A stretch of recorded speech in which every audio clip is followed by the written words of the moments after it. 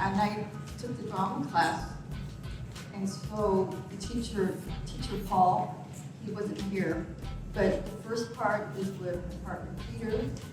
Give him a round of applause. Here's what I wrote. The teacher Paul said that this would be like, he would be doing that counseling. So he would ask us questions about our character. So we did it as I'm gonna do it like a TV skit. And the second part is a monologue that I'll do afterwards. I hope you all like it. Wait. We don't know everybody knows me as Captain Kangaroo. Everybody know that? Yeah, that's me, man. Lost my way. But we have a woman who's actually a veteran, and she's pretty cool. And she wants to be a Hollywood actress. So let's see what she can do. So I'm going to ask her a few questions secretly, and we'll hear what she says. My first question is, what is the most stupidest thing you did on active duty? Yeah, I think interesting question. I did a lot of stupid things on active duty. But probably the most stupidest one is it just about killed me. I'm in Long Beach, California, and I'm on the blood bank team. We had to go to El Toro, or was it Tustin? I can't remember. But we had to get the blood out of the Marines because the hospital needed more blood. So I'm driving on the freeway, 405, get to the 710, and my little Toyota stopped in the center lane. Like a dummy, we didn't have iPhones. And so I just jumped out of the car and thought, I'll just run 4 lanes. Because there's a phone there. And then, dummy me again, runs back, 4 lanes back to my car. I didn't know this. And WE waited for about 10 minutes in the car. I turned the hazard lights on. And then Eric Estrada, looked like him, Highway Patrol, California, came up. Looked just like him, pulls up in his vehicle. It wasn't a motorcycle. He says, and I get out to meet him. I'm like a dummy again. I get out of the car and I lock myself out. And he had no problem solving skills, this Highway Patrol. So I said, if you put your hands like this, I would put my foot there and knock the window out of my car and jump in. I was probably a lot more limber. And so that's what we did. Then he says, get in the steering wheel, turn, and he's yelling at me and everything. And we get down to where the phone was. And I thought, I'm gonna get a page 13. I'm gonna get in trouble.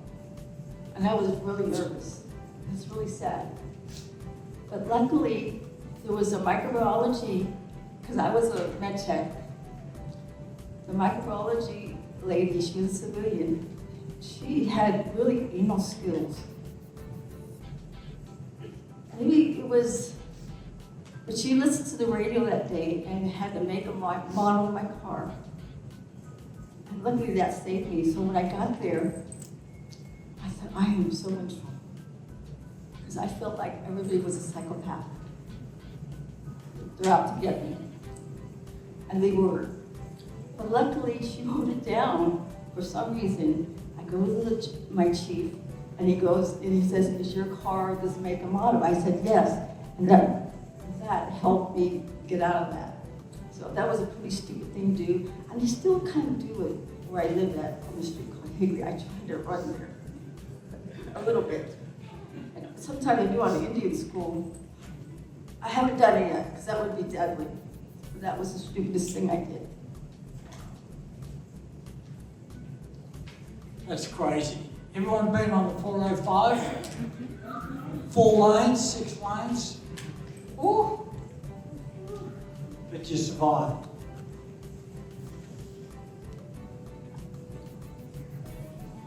So we got another question here, which everyone really wants to know. How would you respond to anti-veteran put-downs? Has anyone ever said that to you? What would happen? I had a lot of that. And the first thing I would say is that you have no concept of what people do in the military, and then say whatever I felt like I would say. It did happen a lot. People did look down at me for serving. Well, I suppose everyone's got their own opinion. What would you tell, this is a pretty good, probably topical question right now. What would you tell younger people about joining the military right now? I would tell them it's still a good career for them, but I would do it differently than what I did. Have the skills before you go to the military would be more helpful. That's what I would tell them, but it's still a very good career. You know, one of the most prolific things I've heard being a foreigner, I'm not a foreigner, you.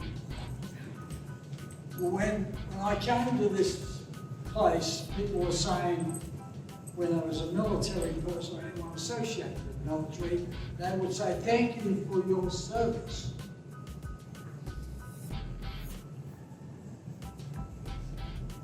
Why is that important? It's really important because where I live at,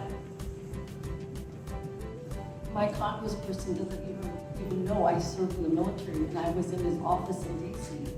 It's important to honor all veterans and respect their service. Because when I saw the congressman in my town, didn't know who he was.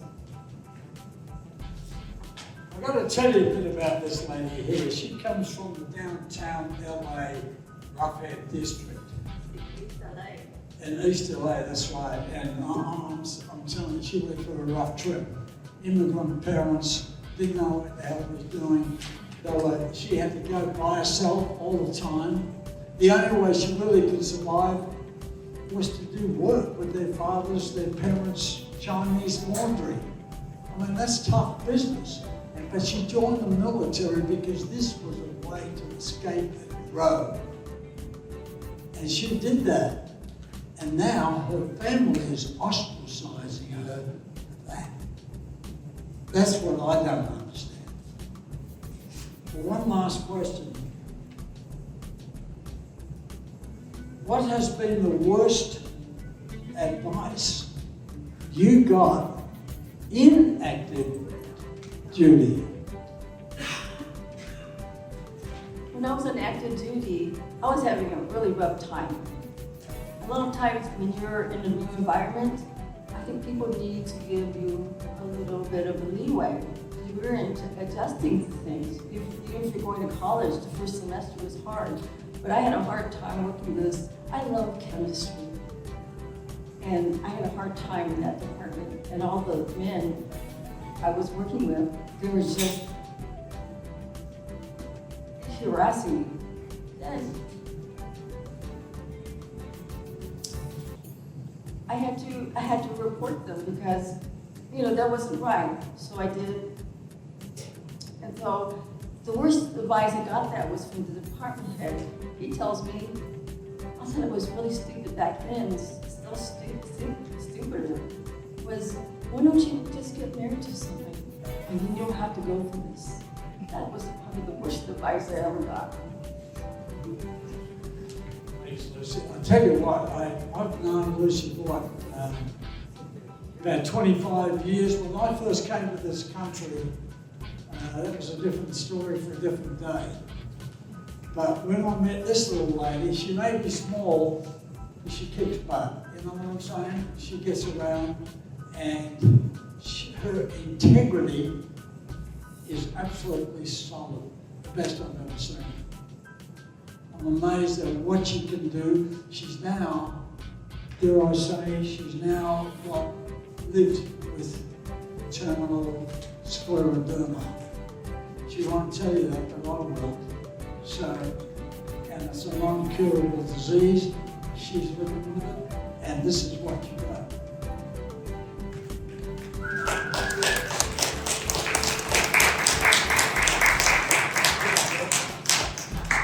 Let's give Peter another hand.